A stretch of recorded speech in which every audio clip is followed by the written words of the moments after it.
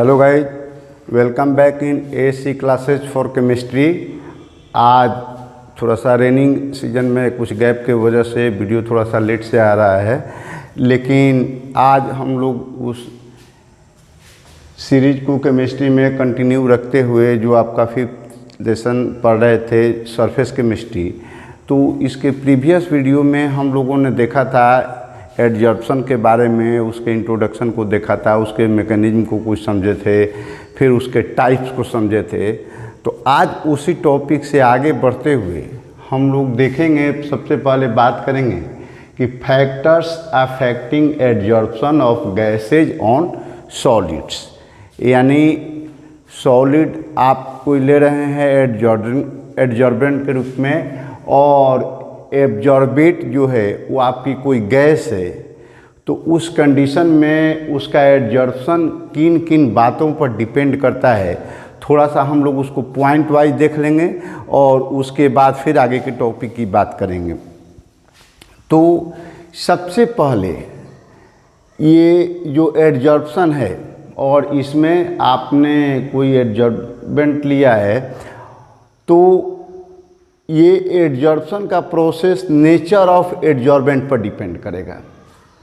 अगर एडजॉर्बेंट आपका उसके सरफेस पर एनर्जी ज़्यादा है, ज़्यादा एनर्जी वाला है, तो हम लोग उसको कहते हैं कि ज़्यादा एक्टिवेटेड है, तो वह एडजॉर्प्शन को ज़्यादा करेगा।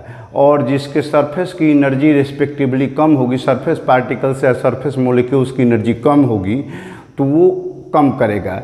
क्योंकि आप जानते हैं कि किसी भी सॉलिड में बल्क ऑफ सॉलिड के अंदर जो मॉलिक्यूल्स होते हैं, उनकी जो एनर्जी होती है वो आपस में एक दूसरे के इंटरेक्शन के कारण बैलेंस्ड रहती है। लेकिन आउटर सरफेस पर जो होती है उसकी एनर्जी ज़्यादा होती है, वो ज़्यादा पार्टिकल को एब्जॉर्ब कर सकता है। तो अगर उसका सरफेस का एनर्जी ज़्यादा है तो वो आपको एडजॉर्बेंट ज़्यादा एक्टिव होगा और उस केस में एडजॉर्प्शन का प्रोसेस फास्ट होगा। अगर उसकी एनर्जी रिस्पेक्टिवली कम है तो कम होगा। चारकोल्स वगैरह की एनर्जी ज़्यादा होती है तो उस चारकोल आपका बेटर एडजॉर्बेंट का काम करता है। उसी तरीके से दूसरा टॉपिक है उसमें surface area of the adsorbent. तो एडजॉर्बेंट मटेरियल जो है, चूँकि ये सरफेस के कांटेक्ट से रिलेटेड है, एडजॉर्प्शन जो है ये बेसिकली एडजॉर्बेंट के सरफेस के डायरेक्टली कांटेक्ट से रिलेटेड फिनोमेनन होता है।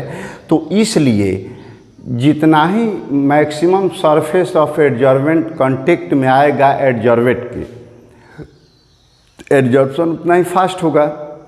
तो अगर सरफेस एरिया एडजॉर्बेंट का ज़्यादा हो तो एडजॉर्प्शन भी ज़्यादा होगा, कम हो तो कम होगा। इसीलिए अगर कोई सॉलिड लिए हैं, उसका एक बड़ा पीस लिए हैं, तो उससे जो एडजॉर्प्शन होगा वो आपका कम होगा, और उसी को क्रश करके छोटे छोटे फाइन टुकड़ों में, फाइन पीसेज में बना देते हैं, छोटे छोटे पार्ट में कर देते हैं, तो उसमें एडजॉर्प्शन ज़्यादा होगा। क्यों? क्योंकि जब स्मॉल पीसेज बनाते हैं सेम अमाउंट ऑफ एडजॉर्बेंट का, तो उस कंडीशन में क्या होगा कि उसका सरफेस एरिया बढ़ेगा। तो जब सरफेस एरिया बढ़ेगा तो आपका एडजॉर्प्शन रेट भी ज़्यादा होगा। तो इस तरीके से नेचर ऑफ एडजॉर्बेंट पर डिपेंड किया कि जिसके सरफेस का एनर्जी ज़्यादा होगा वो ज़्यादा करेगा एडजॉर्प्शन। सरफेस एरिया पर डिपेंडेंस कैसा हुआ, तो जिस एडजॉर्बेंट का सरफेस एरिया ज़्यादा होगा, यानी एडजॉर्बेंट का सरफेस एरिया आप इंक्रीज कीजिएगा तो आपका एडजॉर्प्शन रेट बढ़ जाएगा। इसके बाद तीसरी बात आती है कि nature of gas being adsorb. जो गैस एडजॉर्ब हो रही है उसके नेचर पर भी डिपेंड करता है। तो उसके नेचर का डिपेंडेंस कैसे होता है, तो कुछ गैसें होती हैं जो ईजिली लिक्विफाई हो जाती हैं, और कुछ गैसें हैं जो ईजिली लिक्विफाई नहीं होती हैं।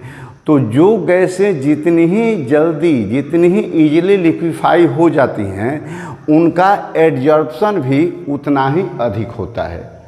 तो अमोनिया HCl गैसें जो हैं, ये SO2 गैस है, तो ये ज़्यादा ईजिली लिक्विफाई हो जाती हैं, इसलिए इनका एडजॉर्प्शन रेट ज़्यादा होता है।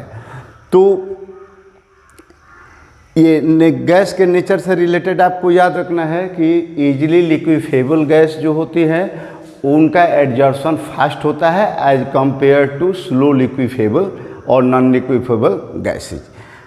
नेक्स्ट टॉपिक प्रेशर पर डिपेंड करता है। तो आप जानते हैं कि जैसे कोई सब्सटेंस है उसके सराउंडिंग में जो गैसेज हैं वो अपने आप उस पर आकर के अटैच हो रहे हैं, एडजॉर्प्शन का प्रोसेस हो रहा है। तो अगर गैसों का प्रेशर ज़्यादा रहेगा तो गैस के ज़्यादा से ज़्यादा पार्टिकल्स क्या करेंगे, इस सरफेस पर आकर के ज़्यादा दबाव डालेंगे।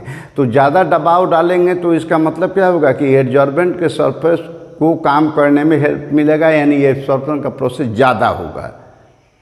पार्टिकल ज़्यादा इस पर आकर के फोर्स लगाएंगे और ये खींचने का प्रयास कर रहा है या अटैच करने का प्रयास कर ही रहा है, बाहर वाला भी कुछ सपोर्ट करेगा तो ये और फास्ट करेगा। यानी अगर प्रेशर बढ़ाते हैं गैस का तो उस समय एडजॉर्प्शन आपका ज़्यादा होता है। इसके बाद टेम्परेचर डिपेंडेंस। तो आप जानते हैं कि एडजॉर्प्शन एक एक्सोथर्मिक रिएक्शन होता है और एक्सोथर्मिक रिएक्शन में हीट निकल रही है तो ली-चाइटर्जी प्रिंसिपल के अनुसार आप जानते हैं कि जो भी एक्सोथर्मिक रिएक्शन होगा तो उसके लिए फेवरेबल कंडीशन लो टेम्परेचर होता है, क्योंकि अगर आप टेम्परेचर बढ़ाएंगे तो उसमें रेट ऑफ रिएक्शन घटने लगता है। तो उसी तरीके से एडजॉर्प्शन में भी अगर चूँकि ये एक एक्सोथर्मिक प्रोसेस होता है तो अगर हम इसका टेम्परेचर बढ़ाते हैं तो टेम्परेचर बढ़ाने पर रेट ऑफ एडजॉर्प्शन कम होने लगता है, स्लो होने लगता है। तो इस तरीके से ये पांचों फैक्टर के बारे में याद रखिएगा, आपको बोर्ड एग्जाम में पूछे जाते हैं। तो चूँकि इससे ज़्यादातर लॉजिकल क्वेश्चन ही पूछे जाता है, न्यूमेरिकल क्वेश्चन रेस्पेक्टिवली कम पूछे जाते हैं। तो इस सबको इससे रिलेटेड क्वेश्चन अगर पूछे जाते हैं या टॉपिक अगर पूछा जाता है तो आराम से एक्सप्लेन कर सकते हैं। इसमें कोई बहुत ज़्यादा लंबा नोट्स बनाने की ज़रूरत नहीं है, आप एक दो बार समझ लीजिए, पढ़ लीजिए, सुन लीजिए, याद हो जाएगा। एक बार कंक्लूड कर देते हैं। नेचर ऑफ एडजॉर्बेंट के अनुसार जिसके सरफेस मॉलिक्यूल्स की एनर्जी जितनी ही ज़्यादा होगी वो उतना ही ज़्यादा एडजॉर्बेंशन करेगा।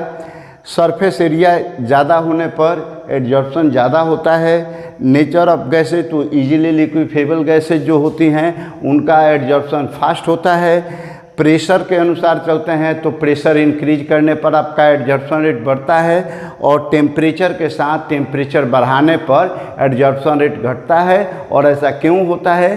क्योंकि एडजॉर्प्शन आपका एक एक्सोथर्मिक प्रोसेस है और ली-चाइटर्जी प्रिंसिपल को फॉलो करते हुए टेम्परेचर बढ़ाने पर रेट डाउन होता है। ठीक है, अब इसके बाद हम नेक्स्ट टॉपिक की बात करते हैं, वो है हमारा एडजॉर्प्शन आइसोथर्म। टर्म में आप देख रहे हैं कि एडजॉर्प्शन का मीनिंग आप समझते हैं, आइसोथर्म है, इसका मतलब कि टेम्परेचर को सेम रखते हुए कुछ प्लॉटिंग किया जाना है हमको। तो अब अगर इस टॉपिक में हम देखते हैं कि when the extent of adsorption यानी x/m, तो x/m क्या है? तो where x is the amount of adsorbate, जो सब्सटेंस एडजॉर्ब हुआ है उसका अमाउंट डिवाइडेड बाई m क्या है?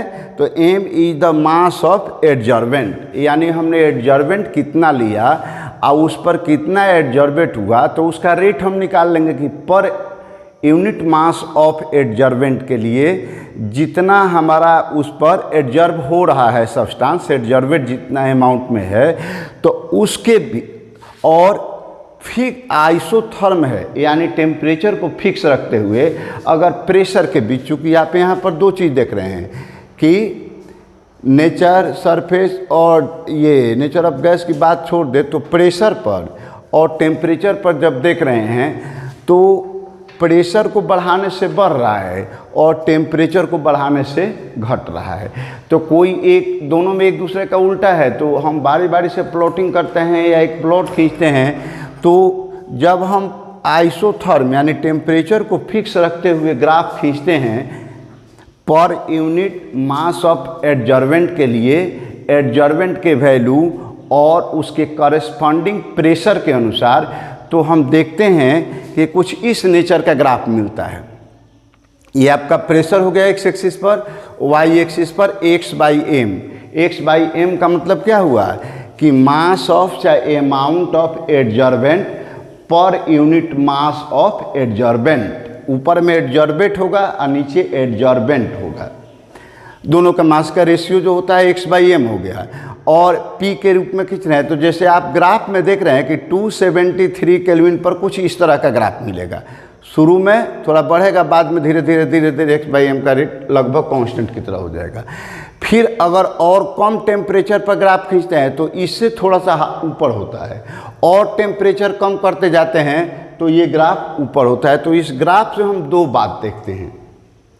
एक ग्राफ तो देख रहे हैं कि अगर हमारा प्रेशर फिक्स बढ़ा रहे हैं, टेम्परेचर फिक्स रखे हुए हैं, और प्रेशर जब हम बढ़ा रहे हैं तो एक्स बाई एम का वैल्यू शुरू में बढ़ रहा है, और एक फिक्स इंटरवल के बाद या फिक्स रेंज के बाद धीरे धीरे वो कम होने लगता है, लेकिन डाउन नहीं होता है। तो शुरू में बढ़ा और अंत में जाकर के लगभग स्थिर हो गया, सैचुरेशन स्टेट को प्राप्त कर लिया, ठीक है। और शुरू में फास्ट होता है, बाद में धीरे धीरे डाउन होते होते अंत में सैचुरेशन स्टेट को प्राप्त कर लिया। तो ये कर्व का नेचर सेम रहेगा। और अगर हम लोग प्रेशर को फिक्स कर दें, जैसे मान लीजिए कि कोई एक प्रेशर फिक्स हम यहाँ पर कुछ ले लिए, इसके सामने हम देख रहे हैं, तो क्या देख रहे हैं कि 273 पर ग्राफ नीचे है, एक्स बाई एम का वैल्यू नीचे है, और इसी वैल्यू पर 244 केल्विन का ग्राफ जो है ये इससे थोड़ा ऊपर है। फिर 195 केल्विन पर जा रहे हैं तो थोड़ा इससे ऊपर है। तो हम क्या देख रहे हैं कि अगर प्रेशर को फिक्स रखें, यहाँ पर जैसे कोई फिक्स पॉइंट है, तो इसके सामने एक्स बाई एम का जो वैल्यू होगा तो वो क्या दिखा रहा है कि एक्स बाई एम का वैल्यू हायर टेम्परेचर के लिए लोअर होते जाता है। जैसे टेम्परेचर यहाँ से यहाँ ज़्यादा है, इससे ये ज़्यादा है, तो ये पॉइंट भी ये जो था इसके नीचे ये आया, इसके नीचे ये आया, माने एक्स बाई एम का वैल्यू कम होते जा रहा है विथ इंक्रीज ऑफ टेम्परेचर। और टेम्परेचर को अगर कम कर रहे हैं तो ये क्या हो रहा है, एक्स बाई एम का वैल्यू ज़्यादा होते जा रहा है। यानी टेम्परेचर, अगर आपका प्रेशर फिक्स हो तो टेम्परेचर कम करने पर एडजॉर्बेंट रेट ज़्यादा होता है, और अगर टेम्परेचर को ज़्यादा किया जाए तो एडजॉर्प्शन रेट कम होते जाता है। और फिक्स प्रेशर, जब फिक्स टेम्परेचर की बात करें तो उस टेम्परेचर के हिसाब से पहले बढ़ता है और धीरे धीरे कुछ एक्सटेंट के बाद धीरे धीरे कम होते होते अंत में सैचुरेशन स्टेट को प्राप्त कर लेता है या लिमिटिंग स्टेट को प्राप्त कर लेता है। अब इस एडजॉर्प्शन आइसोथर्म के बारे में कुछ ज़्यादा आइडिया फ्रेंडलिज के द्वारा दिया गया। तो हम लोग यहाँ नेक्स्ट टॉपिक में देखते हैं कि फ्रेंडलिज एडजॉर्प्शन आइसोथर्म, ये आइसोथर्म था। तो इसके बारे में फ्रेंडलिज ने अपना एक जनरल एक्सपेरिमेंटली वेरीफाई करके एक रूल दिया। तो उन्होंने क्या कहा कि in order to show a relation between the extent of adsorption means x by m and pressure p at a particular temperature, उन्होंने क्या दिया, ऐसा रूल दिया कि एक्स बाई एम जो होता है, एक्स बाई एम जो होता है यानी पर यूनिट मास ऑफ एडजॉर्बेंट के लिए मास ऑफ एडजॉर्बेंट, तो इसका ये प्रोपोर्शनल होता है पी के 1/nth पावर के। और वही प्रोपोर्शनल का साइन हटाते हैं तो वहाँ पर कुछ के देना पड़ेगा। तो हम डायरेक्ट लिखते हैं कि x by m equals to k into p to the power 1/n। तो यहाँ पर एक्स बाई एम, एक्स हो गया आपका मास ऑफ चाहे अमाउंट ऑफ एडजॉर्बेंट, एम हो गया मास ऑफ एडजॉर्बेंट कि आपका कांस्टेंट हो गया, एन भी कांस्टेंट हो गया, और पी क्या है तो पी हो गया करस्पॉन्डिंग प्रेशर। अगर यही चीज़ लिक्विड में बात करेंगे तो लिक्विड के केस में यहाँ पर पी भी लिख सकते हैं, और पी से ज़्यादा उसमें कंसंट्रेशन सी का जिक्र होता है तो आप इसी चीज़ को यहाँ पर सी लिखेंगे। जब लिक्विड होगा एडजॉर्बेंट तो वहाँ पर हो जाएगा कि x by m equals to k into c to the power 1/n। तो उसको हम लोग आगे देख लेते हैं, वो भी सेम नेचर में होगा, बस अंतर आपका ये है कि लिक्विड होगा तो यहाँ पर सी और गैस होगा तो पी, क्योंकि गैस लिक्विड के केस में कंसंट्रेशन इफेक्टिव होता है और कंसंट्रेशन के अनुसार चलता है सब कुछ। और गैसियस फेज में आपको प्रेशर के अनुसार चलता है। तो गैसियस फेज में ये पी से रिलेटेड होगा, लिक्विड फेज में आपका सी से होगा। अब इसी चीज़ को अगर हम लोग लॉग में सिंप्लीफाई कर लेते हैं, दोनों तरफ लॉग ले लेते हैं, तो क्या हो जाएगा कि log x/m equals to log k into p to the power 1/n होगा। तो log k एक अलग निकल गया और log p to the power 1/n है, तो उसको 1/n इंटू log p लिख सकते हैं। आप इसमें देख चुके हैं कि k और n, ये k है और ये n है, दोनों कांस्टेंट हैं। तो जब k और n कांस्टेंट है तो 1/n भी कांस्टेंट होगा। अब इस इक्वेशन को थोड़ा सा आप देखिएगा तो यहाँ x/m ये आपका वेरिएबल हो रहा है, log k हो गया आपका कांस्टेंट, 1/n भी हो गया ये कांस्टेंट हो गया c, ये भी कांस्टेंट हो गया c, और ये वेरिएबल हो गया, और यहाँ ये भी वेरिएबल हो गया। ठीक है, ये C for constant, V for variable. तो ये वेरिएबल हो गया और ये वेरिएबल हो गया, ये कांस्टेंट है और ये कांस्टेंट है।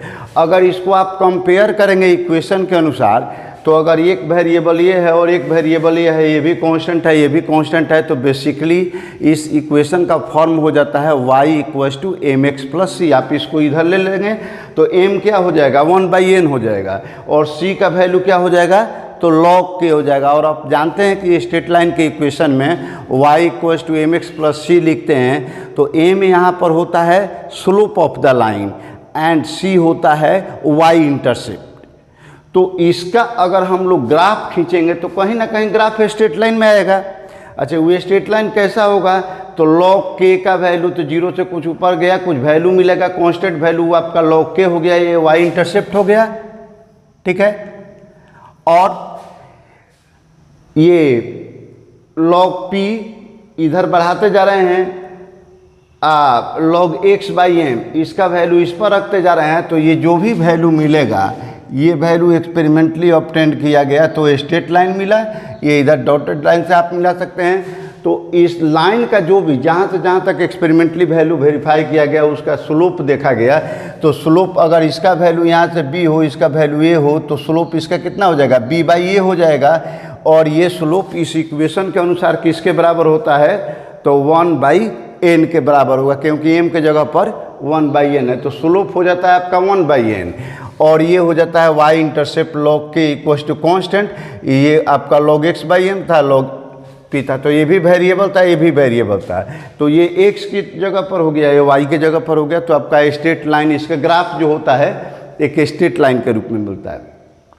अगर इसी में यहाँ लिक्विड हो एडजॉर्बेट के केस में, तो वहाँ पर p के जगह पर आप c करेंगे, वो भी सेम होगा, बस यहाँ log p के जगह पर log c आएगा। उसका भी अगर आप ग्राफ प्लॉट करेंगे तो सेम यही कंडीशन आएगा, जहाँ पर log p है वहाँ पर log c रहेगा। तो इस तरीके से फ्रेंडली के एडजॉर्प्शन आइसोथर्म से हम लोग x/m और log p के बीच में ग्राफ खींच करके हम ये रिलेशन को देख सकते हैं कि इन दोनों के बीच में, यानी log x/m और log p के बीच में स्ट्रेट लाइन का रिलेशन होता है, यानी लीनियर वेरिएशन होता है। तो ये क्या दे रहा है कि जैसे जैसे p का वैल्यू बढ़ेगा log p भी बढ़ेगा, और वैसे वैसे log x/m भी बढ़ेगा। इन दोनों में वेरिएशन लीनियर टाइप का होता है, दोनों के log वैल्यू के लिए। तो अब इसके बाद हम लोग अगले टॉपिक को देखते हैं। अब एप्लीकेशन ऑफ एडजॉर्प्शन के बारे में देखते हैं कि ये जो हम लोग पढ़े एडजॉर्प्शन के बारे में, तो इसका हमारे डे टू डे लाइफ में क्या क्या यूज हो सकता है।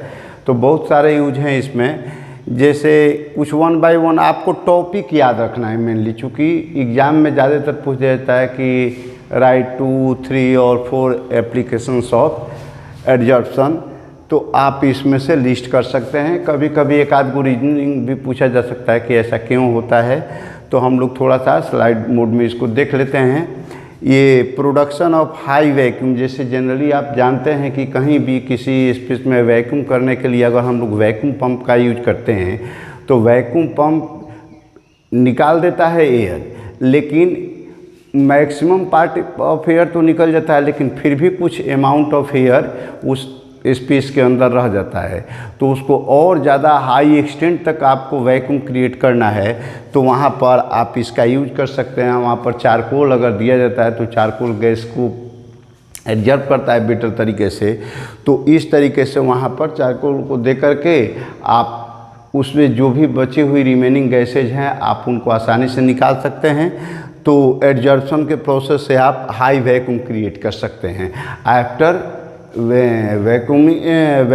Performing vacuum by vacuum pump. अब वैक्यूम पंप के बाद भी आप इसमें चारकोल वगैरह डालेंगे तो एडजॉर्ब कर लेगा जो बाकी जो गैसेज होंगी, तो मैक्सिमम वो वैक्यूम क्रिएट हो जाएगा।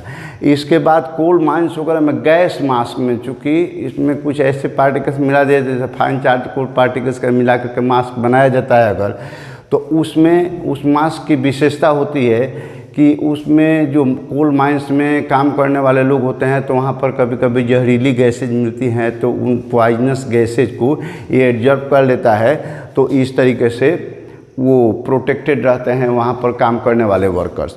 तो वहाँ पर विशेष टाइप के गैस मास्क में पॉइजनस गैसेज को रिमूव करने के लिए भी इसका यूज किया जाता है।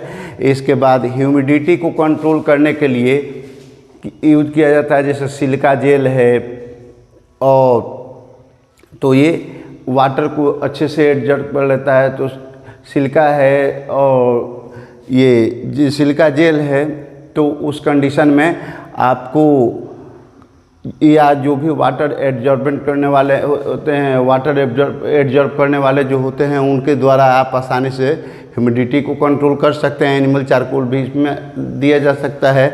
इसके बाद removing of colouring matter from, ये सिलिका जेल वगैरह ज़्यादा इसमें इफेक्टिव। इसके बाद removal of colouring matter from solutions, जैसे कुछ लिक्विड होते हैं जिसमें विशेष कलर होता है, तो अगर आप उसमें से कलर कंपोनेंट को हटाना चाहते हैं तो एनिमल चारकोल जो होते हैं कलर कंपोनेंट को बेस्ट तरीके से एब्जॉर्ब कर सकते हैं। तो आप अगर उसमें एनिमल चारकोल मिलाते हैं कलरिंग पार्ट में तो उसमें से कलर को या उसके डाई को एब्जॉर्ब कर लेता है। फिर उसी तरीके से कैटालाइसिस में, हेट्रोजेनस कैटालाइसिस में भी हम इसका यूज कर सकते हैं। कैटालाइसिस के बारे में डिटेल्स में आगे वाले टॉपिक में पढ़ेंगे तो उसमें ज़्यादा क्लियर हो जाएगा। ऐसे आप नॉर्मली ये जानते हैं कैटालाइसिस होता है कि जिसमें रिएक्शन को फास्ट किया जाता है, तो वैसे केसेज में भी एडजॉर्बेंट आपका इम्पोर्टेंट रोल करता है, क्योंकि वहाँ पर जितना ही ज़्यादा एडजॉर्प्शन का काम होगा उतना ही ज़्यादा कैटलिस्ट से जुड़ेंगे और कैटालिस्ट से जब जुड़ेंगे रिएक्टेंट्स तो उसके कारण रिएक्शन फास्ट होता है। उसके बाद है सेपरेशन ऑफ इनर्ट गैसेज। जो इनर्ट गैसेज होती हैं तो अगर हम उसमें चारकोल को डालते हैं और चूँकि इनर्ट गैसेज जो होती हैं तो उसमें कई गैसों में मिली हुई होती हैं तो डिफरेंट रेशियो में उनका एडजॉर्प्शन होता है, तो हम लोग पार्शियल एडजॉर्प्शन के द्वारा उसका सेपरेशन कर सकते हैं। इसके बाद है फ्लोटेशन मेथड। तो ये जब हम लोग मेटलर्जी पढ़ेंगे तो मेटलर्जी में जो ऑक्साइड ओर्स सल्फाइड ओर्स होते हैं तो सल्फाइड ओर्स को हम लोग, चूँकि उसमें और हल्का होता है और जो उसकी इम्प्यूरिटीज होती हैं भारी होती हैं, तो उसमें हम लोग फ्लोटेशन मेथड का यूज करके करते हैं। तो फ्लोटेशन मेथड में ये हम लोग वाटर टैंक में वाटर मिला करके उसमें पाइनएप्पल या यूकलिप्टस ऑयल डालते हैं, पाइनएप्पल का ऑयल या यूकलिप्टस ऑयल, तो वो बेसिकली यही काम करता है कि वहाँ पर एडजॉर्प्शन को बढ़ा देता है, एडजॉर्प्शन रेट बढ़ाता है, इसीलिए पाइनएप्पल वहाँ पर यूज किया जाता है। तो इस तरीके से हम फ्लोटेशन मेथड में भी उसका यूज करते हैं। और इसके बाद एडजॉर्प्शन इंडिकेटर, कुछ ऐसे केमिकल्स होते हैं जिसमें खास करके सिल्वर के कंपाउंड के उसमें कुछ विशेष कलर को एडजॉर्ब करने की या कुछ विशेष कलर चेंज करने की प्रॉपर्टी पाई जाती है, तो एडजॉर्प्शन के द्वारा हम लोग इंडिकेटर्स भी बना सकते हैं।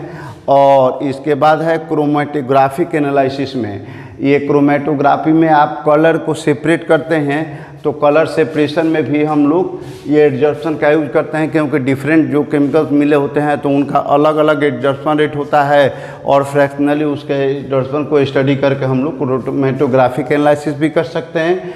और इसके बाद बहुत सारे डिजीज हैं जिनका यूज हम लोग क्योर करने के लिए करें, जो डिजीज हैं जैसे इनक्योरिंग डिजीज, तो डिजीज भी बहुत सारे हैं जो कुछ जर्म्स के द्वारा होते हैं, तो जब हम बहुत सारे मेडिसिन बने हुए हैं कि जो मेडिसिन जाती हैं तो जर्म्स को एब्जॉर्ब करती हैं, तो जर्म को एब्जॉर्ब करके उनको किल करती हैं, तो इस तरह से बीमारी वो ठीक हो जाती है। तो इस तरीके से बहुत सारे यूज हैं। आप मेनली 1-2 बार आपके बुक में भी NCERT या कोई भी बुक पढ़िएगा तो सबके बारे में डिटेल से 1-2 लाइन में दिया हुआ है, और वहाँ से आप रिवाइज भी कर सकते हैं या वीडियो को रिप्ले करके भी देख सकते हैं। बेटर होगा कि आप वहाँ से रिवाइज कर लेंगे। पॉइंट ये याद रखिए, इसको पॉज करके नोट कर लीजिएगा, पॉइंट इतना याद रखिएगा। अगर आपको डीलिंग की ज़रूरत पड़े 1-2 बार देख लेंगे, फ्रीक्वेंटली आ जाएगा। नहीं भी डीलिंग होता है तो कम से कम इतना पॉइंट याद रहेगा, तो आपका एग्जामिनेशन पॉइंट ऑफ व्यू से काम आसानी से हो जाएगा।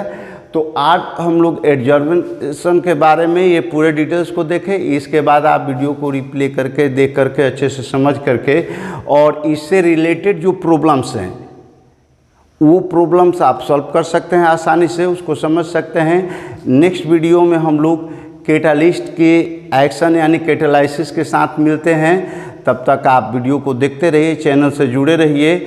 और इसी चैनल पर आपको मैथमेटिक्स के भी अगर स्टूडेंट हैं या मैथमेटिक्स की तैयारी कर रहे हैं, मैथमेटिक्स को भी देखते हैं, तो आपको मैथमेटिक्स के भी मिलते हैं अप्लाइड साइंस क्लासेज के चैनल पर। तो वहाँ से आप मैथमेटिक्स की भी तैयारी कर सकते हैं, केमिस्ट्री की भी तैयारी कर सकते हैं। अगर नए हैं तो चैनल को प्लीज़ लाइक कीजिए, सब्सक्राइब कीजिए। और अगर आपको वीडियो अच्छा लगता है तो लाइक तो बनता ही है, और साथ में अपने फ्रेंड्स के बीच में शेयर कीजिए ताकि अधिक से अधिक लोग इसका फ़ायदा उठाएं। और आपके जो सजेशंस हैं आजकल कम आ रहे हैं, तो जो सजेशंस हैं इसमें देना चाहते हैं, जो आपकी क्वेरी है वो पूछ सकते हैं। और वीडियो को देखते रहिए। मिलते हैं अगले वीडियो में। Thank you, best of luck.